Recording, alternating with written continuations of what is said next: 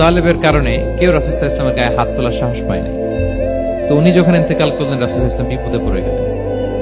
সারাদিন কাফেরদের বকা ঝকা গালি খেয়ে ঘরে যখন আসতেন, খাদিজা রাদিয়াল্লাহু তাআলা আনহার কথা শুনলে ওনার হৃদয়টা প্রশান্ত হয়ে যেত।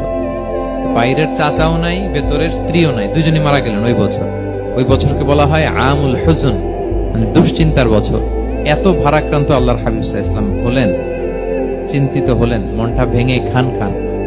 আল্লাহ তাআলা কিন্তু ঠিকই বোঝেন যে তার হাবিবকে কখন হ্যাপি করতে হবে। আল্লাহ তাআলা তখন সাইয়েদনা জিবরাইল আলাইহিস সালামকে পাঠালেন যে যাও, আমার বন্ধুকে আর পৃথিবীতে থাকার দরকার নাই, আমার বন্ধুকে ঊর্ধ্ব জগতের নৈশ ভ্রমণের ইনভাইটেশন দিয়ে আসো, মানে মেরাজের ইনভাইটেশন দিয়ে আসো। পড়েন সুবহানাল্লাহ। সুবহানাল্লাযী আসরা বিআবদিহি লাইলাম মিনাল মাসজিদিল হারাম ইলাল মাসজিদিল আকসা, মসজিদুল হারাম থেকে মসজিদুল আকসা, তারপরে উপরে সুম্মা দানা ফাতাদাল্লা ফাকানা কাবা কাউসাইনি আও আদনা। আল্লাহর আরশে চলে গেলেন, জান্নাত জাহান্নাম দেখিয়ে, নতুন কিছু গিফট দিয়ে, তার পেয়ারা হাবিবের মন ভালো করে এরপরে আবার দুনিয়ায় পাঠালেন। ওয়ালা সাউফা ইউতিকা রাব্বুকা ফাতারদা।